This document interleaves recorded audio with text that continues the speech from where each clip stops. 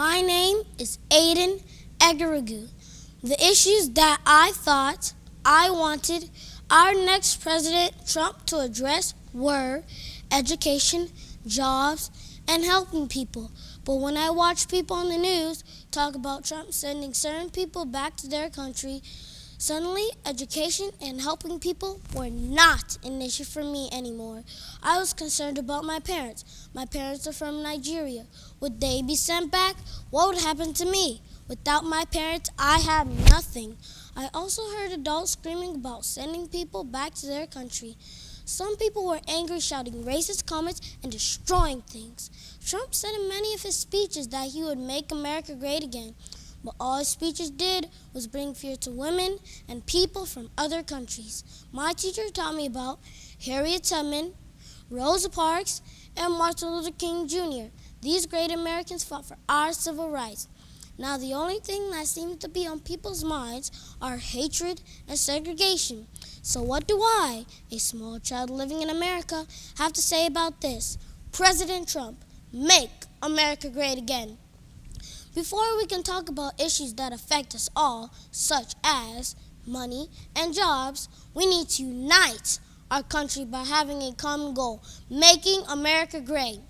Not just for people we think that belong here, but for every one of you that lives here in America. Trump should build on the unity that the past presidents and the Americans who fought hard to keep our rights, families, and hope safe make America great again. America is great because of the chances and freedom it offers for all people. America is a melting pot, which means people from all over the world live here in one country. They brought their strengths, hopes, and dreams to make America great. Don't spread fear, make America great again. Don't spread panic, make America great again. No segregation, make America great again. Spread hope and encourage hard work, make America great again. Knock the walls down, make America great again.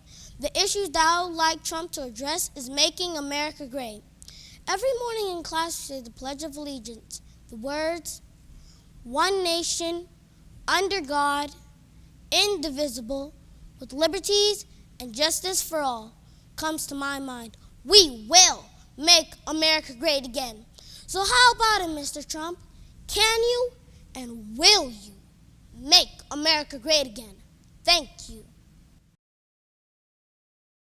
As my class was walking out for recess one day, I tripped on a rock and fell to the ground. I hit my knee so badly I started to cry.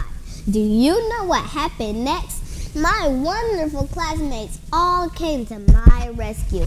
They helped me up off the ground. They brushed off all the dirt and grass from my clothes. They told me how sorry they were that I hurt myself, and they gave me lots and lots of well wishes. My knee still hurt so badly, but inside I felt happy, warmed, and loved. That's what kindness is all about, feeling bad for someone hurt or in trouble and helping them however you can. Kindness is the quality of being friendly, generous, and considerate. In our class, we commit every day to treating everyone with kindness and respect.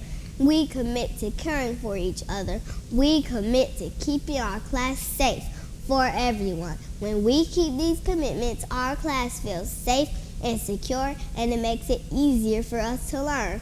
Mr. Trump, imagine if everyone in our country committed to kindness to every other person. We would never have to worry about anybody taking things that belong to us or hurting us. We would be free to work, play, and live without worry. And when bad things happen to us, we would have the whole nation to pick us up, brush us off, and heal our boo-boos. This would be a wonderful nation to live in. Mr. Trump, you are the leader of our country. In order for people to make kindness a habit in our nation, you have to first be kind.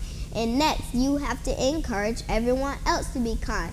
You can write some commitments for all people in America. Those commitments could be, I commit to keeping my nation and all its people safe.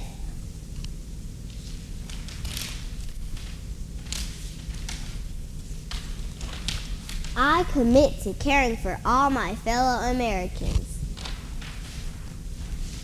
I commit to speaking kind words to and about my fellow Americans. I commit to following all rules and laws in my nation so that my country can be safe and orderly. Mr. Trump, will you commit to helping our nation become a place where everyone feels safe and secure? Will you commit to encouraging everyone to show care and concern for everyone else in our nation? Will you commit to leading our nation to commit to kindness? When you lead our nation to commit to kindness, America will be the best it can ever be. So, commit to kindness. Have you ever had to live in a car? Do you know what it feels like not knowing where your next meal will come from? Well, that's what it feels like to be homeless. So wake up, America. We have a problem. Homelessness is an issue that every American should be concerned with, including you, and definitely you. But yet, we ignore it as if it doesn't even exist. Recently, while I watched the presidential debates and followed both campaigns, I heard no mention from either candidate regarding homelessness. Donald Trump wants to make America great again. How? Hillary Clinton vows that we are stronger together. Again, I ask, how? How is it possible to have a great America when there are over 1.56 million homeless people living among us? How is it that we are stronger together when our country is so divided based on race, class, and social status? So wake up, America. We have a problem, and it's been ignored for how long? Far too long. And in the words of the great Albert Einstein, the world is a dangerous place, not because of those who do evil, but because of those who look on and do nothing. As I ride through downtown and see men, women, and even children my age sleeping under bridges and asking for money on the side of the road, I wonder, how did they end up there? And why is no one doing anything to help them? What can we do, you ask? Let's see. Well, we could start by creating more jobs and providing people with a higher education so that they can qualify for these jobs. Next, instead of allowing so many houses to sit vacant and unoccupied, we can let the homeless live there freely for a short period of time while they work to get back on their feet. Everyone should have the opportunity to live a prosperous life. And in the words of the great Dr. Martin Luther King Jr., our lives begin to end the day that we become silent about things that matter. I pledge allegiance to the flag of the United States of America. But right now, we're not so united. It seems as if we're being divided by our race, culture, religious beliefs, and also, rich, poor, black, and white. Our country is being torn apart at the seams because of hatred and fear, and we are all afraid. Fear-driven talks of building a wall that is aimed to force out illegal immigrants, separate families, and crush the dreams of those coming to America for a better life. Fear-driven talks of a ban on Muslims, who because of their religious beliefs are no longer welcomed by many. What this wall really represents is just one more thing to separate us. We've heard over and over and over, make America great again. But when you think about it, America is already great. Our country is great because we try to love and respect each other despite our differences. Our country is great because we believe against all odds. If you work hard, strive to be the best, and do your best, you can achieve your goals and become anything you want to be. One shining example is President Barack Obama. It's time to heal our land. Let's not allow fear, hatred, religion, and racial differences to divide us any further. Because like our pledge, I believe that we truly are one nation, under God, indivisible, with liberty and justice for all. I always wanted to know what God looks like. My mom said if I don't find out soon, that's a good thing. That reason was not enough for me. I did what everybody does when they want to find out important information. I asked Siri, how do you find out what God looks like? I found out that people do this thing called fasting. Hey, I can run fast. So, how do you fast to find out what God looks like? I found out that fasting means not eating for a long time. One night I was playing with my cousin a little bit to a teeny bit, and my mom got it and wanted us to go to our rooms. And I said I didn't even eat dessert yet, but I had it to go to my room anyways. I was so mad that I even went to bed really fast. I woke up the next morning and guess what? Nothing happened. I still didn't know what God looked like. So I thought those people do fasting were cuckoo crazy. Then I thought about it.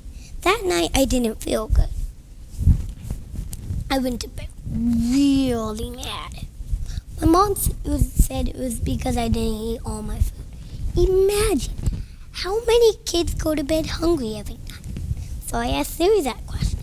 Siri, how do many kids go to bed hungry every night?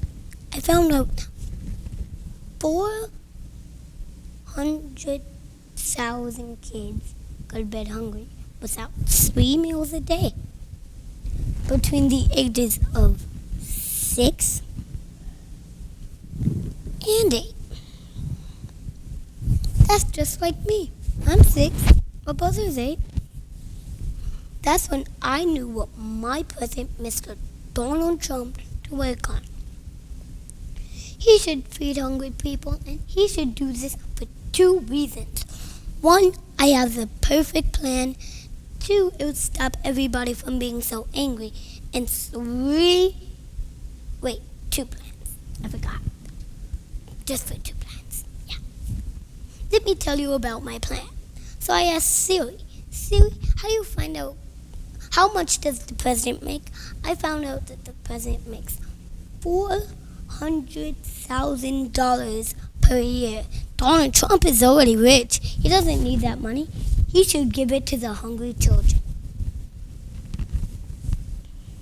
This is the godly thing to do. No matter what your religion is, even if you can't see the God in yourself or in each other. Donald Trump promised us that he will make America great again. But all we see on TV is how he makes America hate again. People are fighting and breaking other people's things just because of the way they look or who they voted for. And because they can't see the gods in themselves and each other. This is Donald Trump. I even saw pictures of the Ku Klux Klan. And I only thought they existed in the movies. Both sides are wrong. They were just hungry. Now I know why. There was only one quote that explains it all. There once was a really, really, really old man named Gandhi who once said, there are people in this world that God cannot appear to them unless in the form of bread. And guys, thank you for watching my first speech video, and subscribe down below, down there, and I will see you in the next video. Bye. My name is Tamar Echols, and today I will be talking to you about American families' homelessness. Racism, bullying, poverty, Gun control are all major issues in our country today. But America, we have a problem. One of the major issues in our country today is still homelessness, specifically homelessness among families.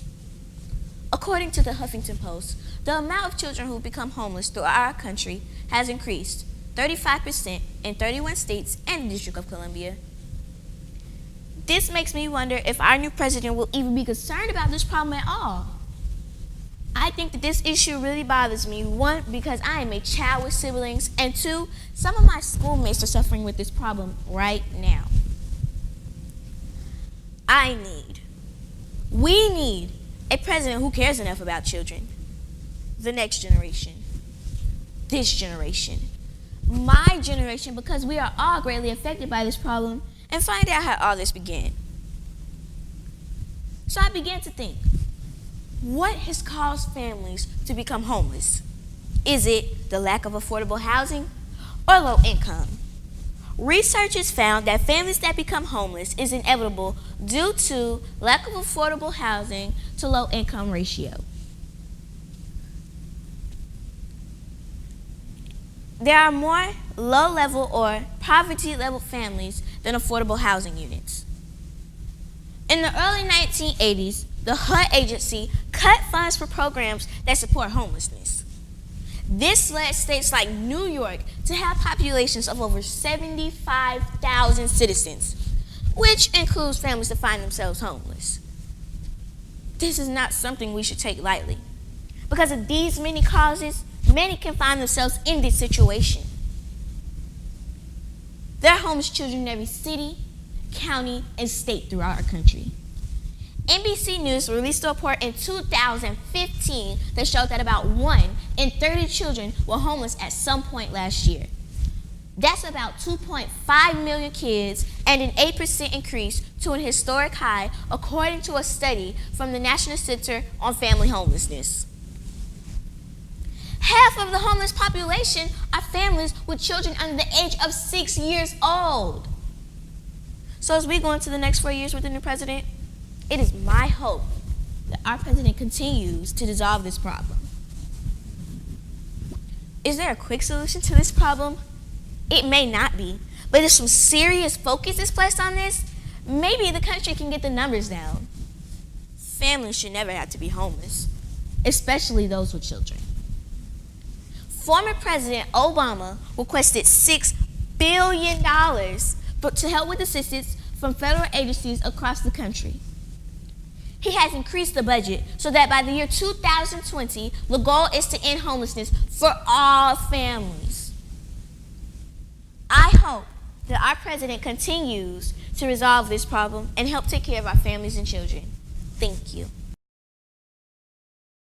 The presidential election just came and went, and not just the country, but the world is left in awe to the results.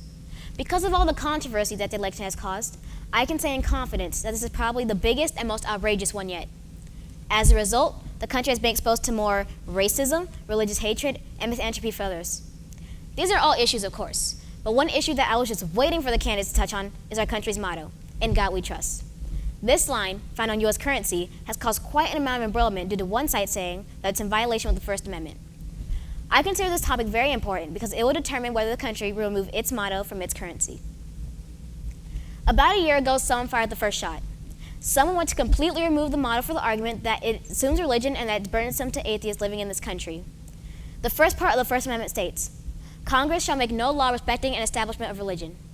This is tough because you can say that freedom of religion applies to everyone and that they can say it in accordance to the First Amendment, or that Congress should respect citizens' beliefs and not assume them. A citizen who was part of this debate made his claim by saying, "Since what we have now is actually part of the history of our country, it should be left as is. However, adding anything in the future would clearly be a violation of the separation of church and state."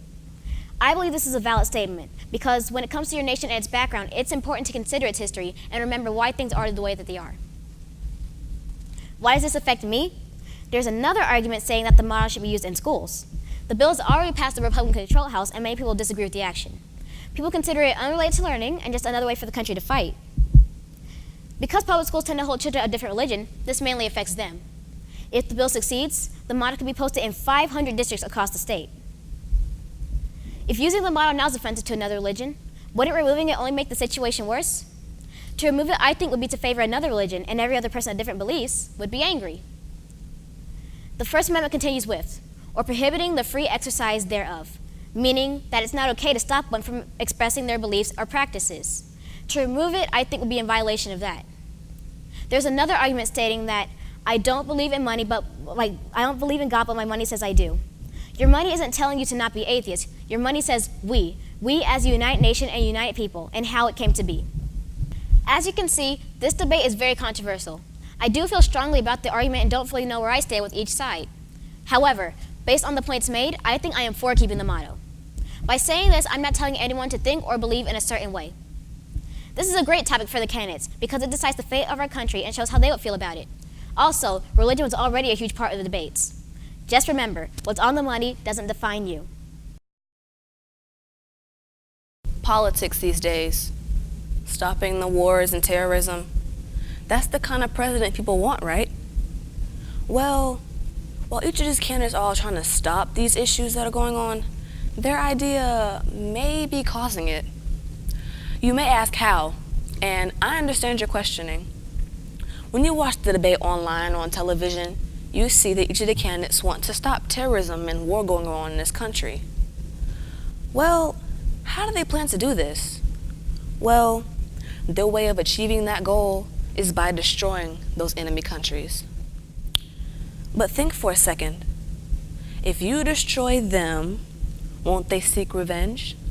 Won't they work to become bigger, better, and even strong enough to strike back? Statistics show that 9% of the population was either undecided or just wouldn't vote. Why is that? Probably because of such a tough decision it was this year between the candidates. They all want the same thing, but their way of getting that is not the best method. But one man's voice was heard across the people, and they voted for Donald Trump. Now, Mr. Trump talks a lot about dealing with these issues, along with promising tax reform and working with other tax care organizations. And that one thing, a wall. This wall, well, in my opinion, will become a major trade barrier and eventually strike outrage among citizens, keeping us trapped inside of our country without the freedom to roam the world. I don't want a World War III, and I don't think anybody else does. So why do we encourage more violence and attacks towards other countries? I know there are a lot of questions, but this type of situation has gotten to the point where even questioning isn't enough. There are a lot of organizations out there in the world that deal with this type of thing in a peaceful manner, but eventually those groups get shut down. And I fear that the problems we face today as a country, hate, war, violence, will become a way bigger issue than what it is now if we keep doing what we're doing. Race shouldn't be a target for attack. It should be appreciated and loved and accepted. As I come to an end, I believe that we are falling downhill. I know that our ancestors fought for a better country, a country they will look up to say, in the future, this will be the place to be. And we need to thank them. They risked their lives for us, and we need to thank them. Not with a country full of war and hate, with a country where all that were abolished. Better yet, a world where none of that was in existence. As every candidate says, make America great again. But no, I say make America great for once.